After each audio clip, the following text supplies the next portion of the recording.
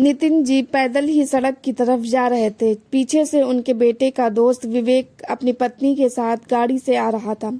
उनको देखकर अपनी गाड़ी को रोक लेता है और पूछता है, अंकल जी आप अकेले कहाँ जा रहे हैं? अरे बेटा यही पास में ही जाना है, रवि था नहीं तो सोचा कि ऑटो से ही चला जाता हूँ। नितिन जी बोले, अच्छा चलिए मैं आपको छोड़ देता हूँ। अरे नहीं नहीं बेटा आप जाओ, मैं ऑटो से चले जाऊँगा। कैसे बात करते हैं अंकल जी, क्या मैं आपका बेटा नहीं हूँ? अरे नहीं नहीं बेटा ऐसी बात नहीं है, तुम लोग कहीं और जा रहे हो इसलिए मैं बोला। आइए बैठिए मैं आपको छोड़ देता हूँ, विवेक बोला। नितिन जी विवेक की गाड़ी में बैठ जाते हैं और कुछ दूर जाने के बाद कहते हैं कि बेटा आप यहीं छोड़ दो। विवेक बोला, अरे अंकल जी आपको यहाँ जहाँ जाना है मैं वहाँ तक छोड़ दूंगा, आप क्यों परेशान हो रहे हैं? मुझे कोई जल्दी नहीं है कहीं जाने की।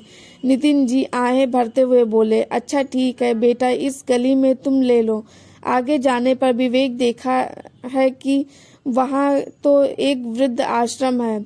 नितिन जी गाड़ी वहीं रोकने के लिए बोलते हैं। विवेक को कुछ समझ नहीं आ रहा था कि अंकल जी वृद्ध आश्रम में किस लिए आए हैं, वह भी सामान लेकर। अंकल जी एक बात पूछूं आपसे, आपको वृद्ध आश्रम में कोई काम है क्या, या सब कपड़े दान करने आप आए हैं? नितिन जी के सब्र का बांध टूट जाता है और वह रोने लगते हैं। बेटा मुझे रवि ने घर से निकाल दिया है, अब मैं यहीं रहूंगा। अरे कैसी बातें करते हैं अंकल जी, आपका इतना बड़ा बिजनेस है और आप वृद्ध आश्रम में रहेंगे? बेटा रवि के घर में मेरे लिए कोई जगह नहीं है, वृद्ध आश्रम के अलावा कहाँ जाऊं मैं?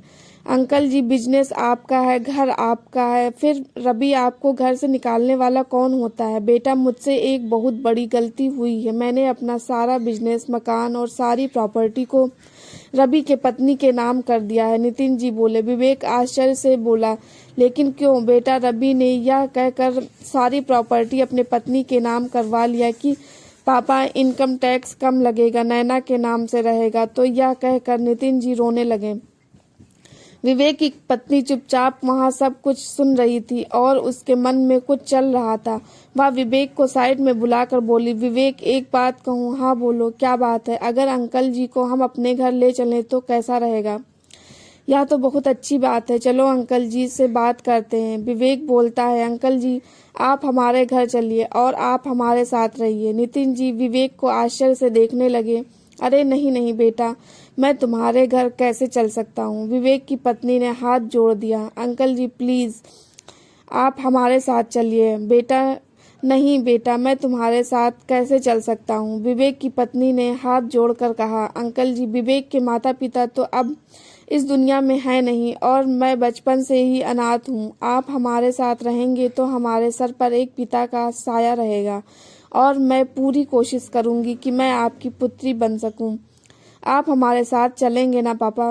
विवेक की पत्नी की बातें सुनकर नितिन जी रोने लगे और विवेक की पत्नी के सिर पर हाथ रखकर बोले, हाँ बेटा जरूर चलेंगे। बेटे ने घर से निकाल दिया तो क्या हुआ, बेटी का घर तो है, मेरा है, मैं अपनी बेटी के साथ रहूंगा। दोस्तों आपको ये कहानी कैसी लगी कमेंट करके जरूर बताना। हमारे चैनल पर नए हैं तो चैनल को सब्सक्राइब करना। धन्यवाद।